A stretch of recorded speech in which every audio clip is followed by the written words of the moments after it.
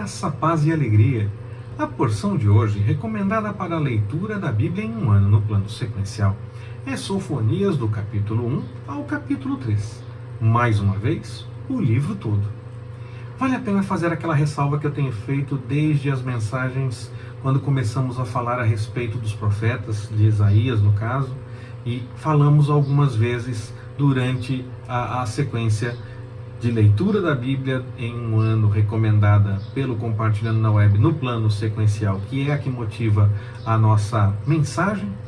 E eu quero fazer mais uma vez essa observação, porque pode ser que alguém comece a acompanhar em algum momento posterior, que não desde o começo, e aí fique achando que a mensagem está faltando alguma coisa. Na verdade, nessa sequência nós não falamos especificamente das profecias dos profetas. É uma mensagem mais geral, uma mensagem mais introdutória, talvez sim entrando em alguns pontos de algumas profecias, mas nós não falamos especificamente de cada uma das profecias, porque isso demandaria uma mensagem maior e seria dividida em porções menores para que pudéssemos falar especificamente sobre cada uma das profecias. Nós falamos aqui de uma forma mais geral, pois o desafio é o de leitura da Bíblia em um ano. Então nós fazemos uma mensagem mais geral a respeito do profeta.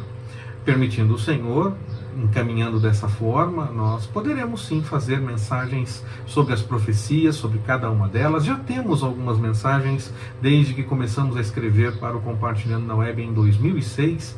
Nós já temos algumas mensagens sim que têm profecias como motivação para a meditação. Então nós podemos sim ter outras mensagens mais e aprofundar sempre a respeito dos estudos de cada uma das profecias. Mas nesta sequência nós não fazemos isso. Nós fazemos uma mensagem mais geral para facilitar e ajudar na leitura devocional realmente, para ter algum conhecimento a mais sobre o contexto e essa coisa toda do tempo do profeta.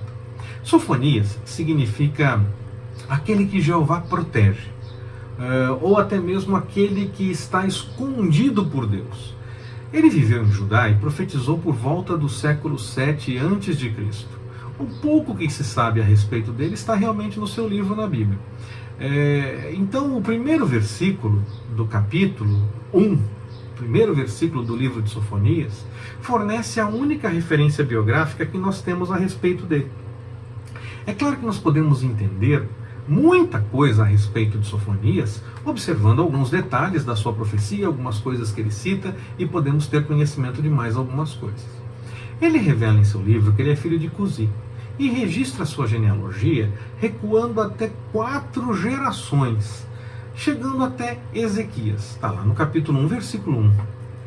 Há dúvidas entre os estudiosos se esse Ezequias seria realmente o rei judeu que tinha esse nome, mas a tendência interpretativa, não há uma confirmação, mas a tendência interpretativa é que sim, era sim o rei que teve esse nome, pois aí então essa seria uma explicação para retornar 4 gerações na genealogia, para deixar claro de que Sofonias estava se falando nesse momento. Segundo os relatos do livro de Sofonias, nós podemos perceber que ele conhecia muito bem as características da cidade de Jerusalém. Dá uma olhada lá no capítulo 1, versículos 10 e 11. Dessa forma, acredita-se que ele ou vivia realmente na cidade, ou estava sempre na cidade, com frequência e com certa facilidade para ter tanto conhecimento a respeito. Claro, o Senhor pode ter revelado, mesmo ele estando longe, essa também é uma possibilidade. O que se entende é que, se ele realmente vinha da família do rei, ele deveria então estar em Jerusalém.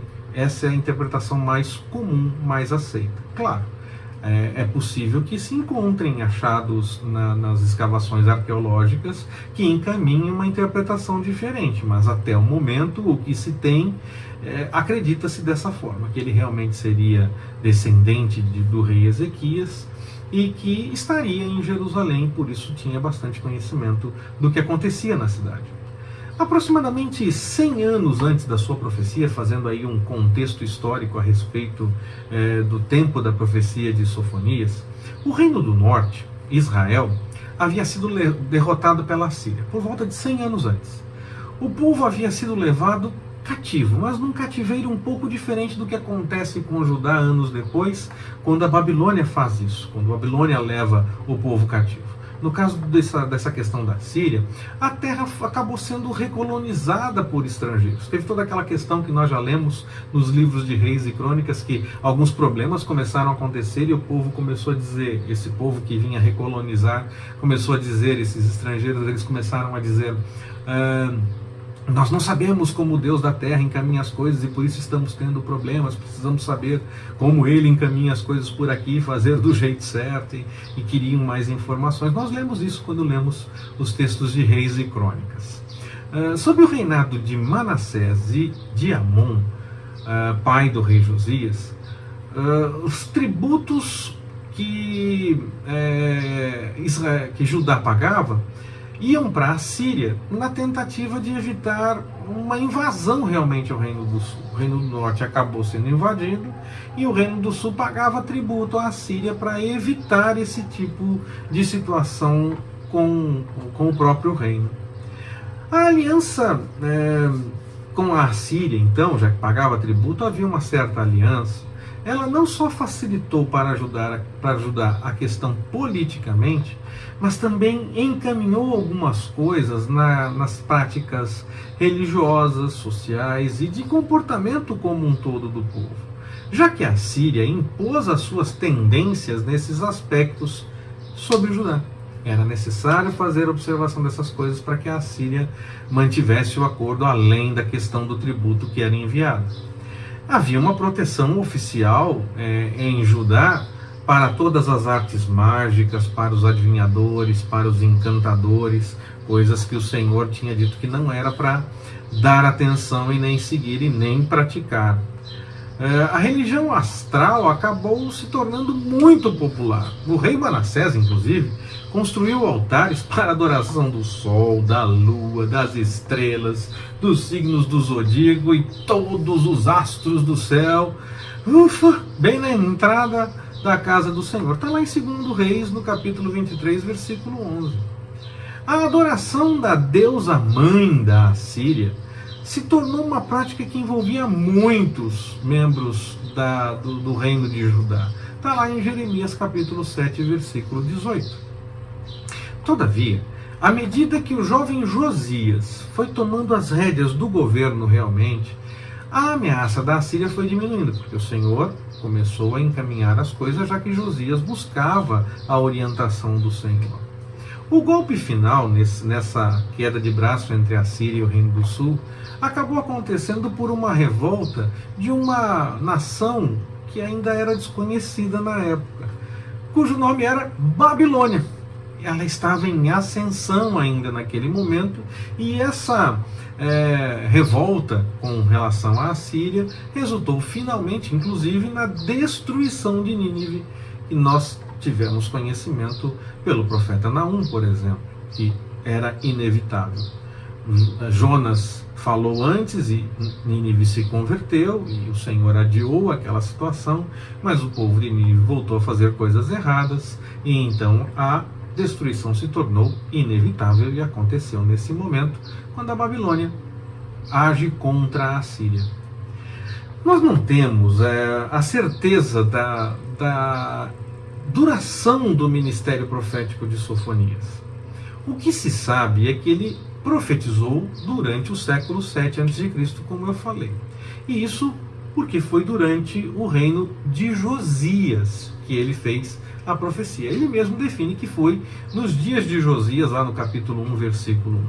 E a linha histórica define que Josias reinou aproximadamente entre 640 e 609 a.C. Então, é dentro deste período que ele profetizou. Agora, qual foi o período que de fato ele profetizou dentro deste espaço de tempo é que nós não temos certeza.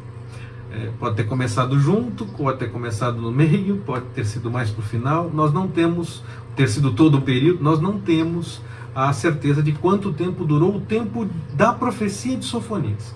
Mas foi durante o reinado de Josias, como o livro revela.